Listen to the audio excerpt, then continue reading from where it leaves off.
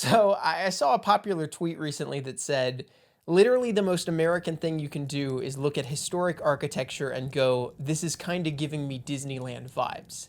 And first of all, that's funny. But second of all, I actually don't think that's the criticism of American sensibilities that you believe that it is. If you've known me for any amount of time, you will know that I'm a big fan of Disney World. And if you've known me in the past couple years, you will also know that I have been living off and on in Europe. My wife is from Czech Republic, and that's where we live right now. And it's been interesting seeing those two elements of my life kind of cross over and inform each other in the past couple years. I remember the first time I came to Europe, I went to England for the summer, and it was right after I had just had season passes at Disney for a year. And that was the first and only time I've ever had that. But it was an amazing year. I went to Disney so many times, it was awesome. And I was still sort of coasting on that hype. I was like, I love Disney World so much, it's the greatest. And then I went to England, and nobody there at the place where I was studying had been to Disney World. And no one really got why I liked it so much. They were like, okay, you like an amusement park? What's the deal? And I quickly found that obviously this is not the case with all Europeans, but by and large, many Europeans don't have the same enchantment toward Disney World or the Disney parks around the world that Americans do. The first time I came to Prague in Czech Republic, I totally embodied that meme of the tweet that I just read, because for the first 2 days I was there, my wife can tell you, she was just constantly watching me say, oh my gosh, this feels like I'm at Disney World. I feel like I'm at Disney. Why does this city feel like a Disney theme park? And I think it'd be easy to kind of look at that reaction and clown on it, right? Like, oh, these Americans, they have no culture, and the only thing they can think of when they go to a historic European city is the Disney Corporation, right? And maybe there's some truth in that, maybe there's some humor in that, but at the same time, the more that I've lived here and the more that I've dwelled on what I loved about Disney World as a kid and what drew me to it when I was living in America, the more I've actually found some really profound things about that fascination. Disney World is viewed by many Americans, at least the middle-class Americans who can afford to go there, as kind of this utopian world where you go and escape the real world for some time, and it's this wonderful, magical place that's better than reality. I don't think Europeans usually view it that way. They usually think about it as something very fake and staged and shallow. And whenever something is like that, I have to ask myself, what appeals to Americans about this that doesn't appeal to Europeans? Let's start with one of the easy ones, and this is all very subjective, but I think for me at least, one of the things that appealed to me about Disney World when I was a kid, and even now, was the sense of history and heritage to the park. It had been around since 1971, and Disneyland has been around since 1955. And so all of these rides have been existing since then. Millions upon millions of people have ridden them. Millions of people have stood in front of Cinderella Castle. And I remember when I was a kid, I would look up at that Cinderella Castle in the Magic Kingdom and be like, this feels like it's been here for centuries, and I feel like I'm part of something bigger and older than me. That might sound kind of funny to Europeans who have actual castles that have actually stood for centuries, often within walking distance of them. But for Americans, by and large, we are not interacting with our own history on a daily basis. Sure, there are old buildings that have stood since the Civil War or something like that, but for the most part, we're just driving around in the suburbs among buildings that have existed only since maybe the 80s or 90s. And so when you go to Disney World, it's like, oh wow, this place has actually been here for a while. Celebrities have stood here. My parents went here when they were kids. There's a heritage. Disney World, I think, also for many Americans represents a shared cultural mythos. I mean, the existence of Walt Disney World in Florida kind of represents the success of the capitalistic American dream, right? Walt Disney had an idea and he made it happen, and now it still exists to this day, bringing magic and wonder and making money from families all across the country. But I think there's also something much bigger than the heritage idea, and I don't know how much that might just be me, because I've always loved history and I've always loved the history of theme parks because I just kind of find it fascinating. I don't know how much the average American really thinks about that when they go to Disney World. I think the one thing that all Americans do engage with when they go to Disney, and maybe it's subconscious, but I think they all know, is that being at Disney is great because you don't have to drive very much. Ever since I started going back and forth more regularly between Europe and America, I have become obsessed with car dependence in the United States and walkable communities in Europe and public transit. I love trams.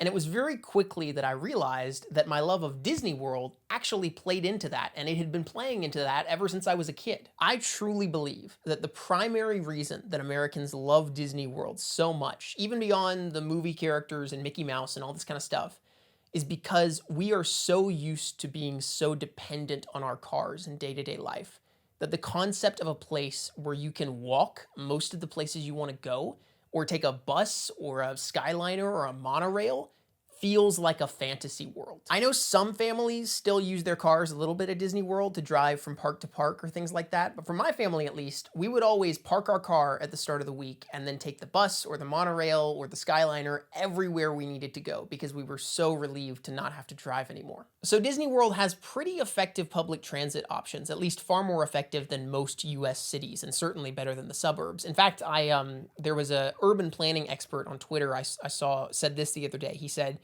quote, Walt Disney World has significantly better transit than most cities in the US.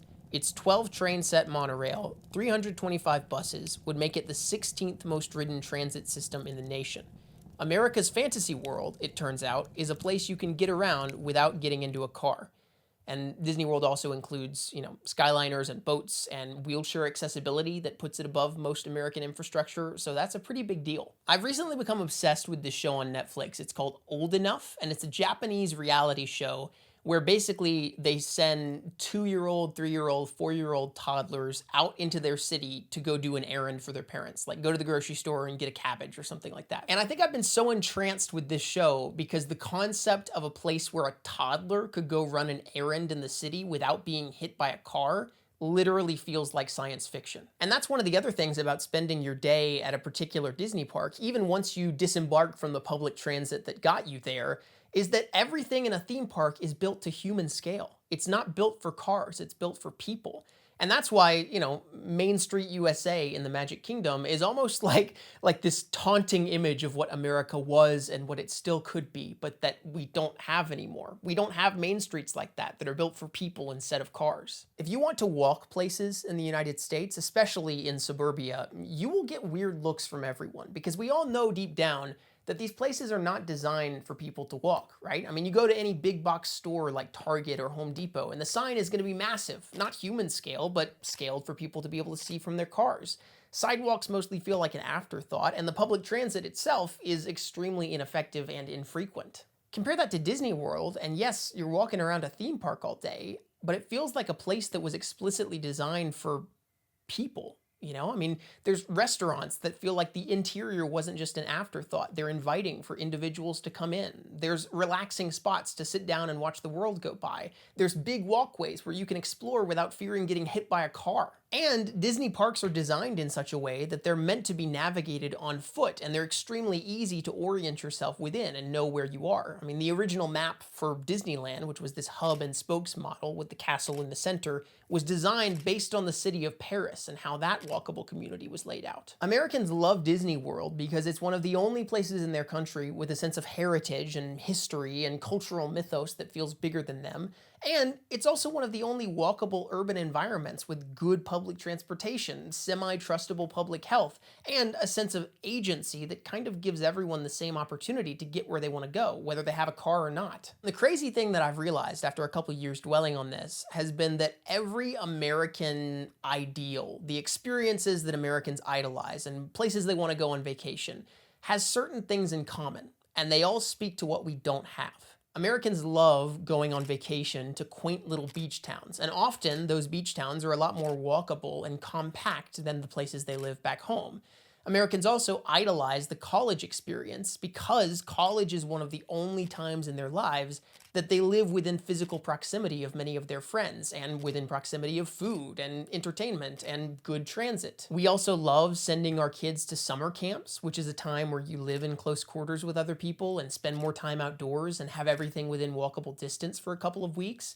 We idolize urban life, like in New York City, and even the fictional worlds that we love, like Hogwarts and Harry Potter, speak to a desire for centralized community and meals and recreation, all within the bounds of a close quarters place that doesn't require driving. All of those things, like summer camps and Disney World and the college experience and beach towns, all that stuff exists in Europe, but I don't think Europeans place it on the same pedestal because they have a lot of those things in day-to-day life. Debbie and I have been living in a small village in Czech Republic for the past few months, and whenever we go get groceries, now we just walk to the small corner store. And for me, that has been bliss, right? And that's not to say that Europe is this fantasy world where everything is perfect, but I do think that they have certain things that Americans don't have, and Americans compensate by going to places like Disney World. This is why, when I first came to Prague, I felt like I was at Disney World, because it was one of the only other places I'd experienced in my life with decent public transit and car-free city centers and a walkable layout that felt self-explanatory, and even a literal castle in the middle to help you get your bearings. So is it true that literally the most American thing you can do is look at historic architecture and go, this is kind of giving me Disneyland vibes?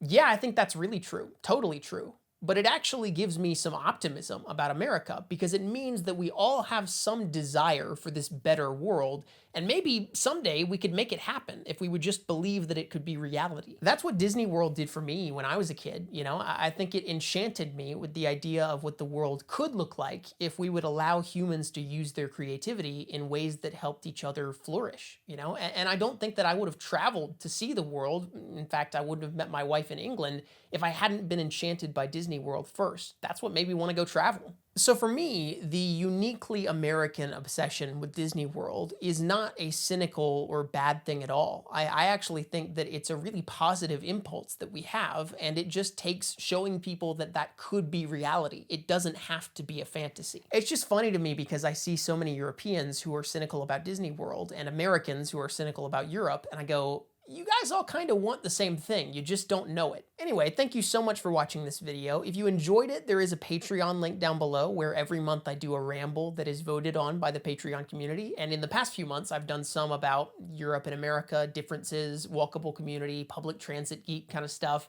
And that's been really fun. So if that kind of thing interests you, you can check it out. Also, I talk about movies and all the other normal stuff that I talk about on this channel. So either way, thank you so much for sitting through this video. And if you have thoughts about Disney or theme parks or walkable community or places you've traveled, I would love to hear all of that in the comments below. In fact, maybe I'll do a little comment prompt, because that's always fun. Yeah, that's good. What is the most walkable place that you have ever lived in your life? And did you enjoy living there? I would love to hear your stories about that. And yeah, either way, thanks for being here, and I will see you in the next video. Bye.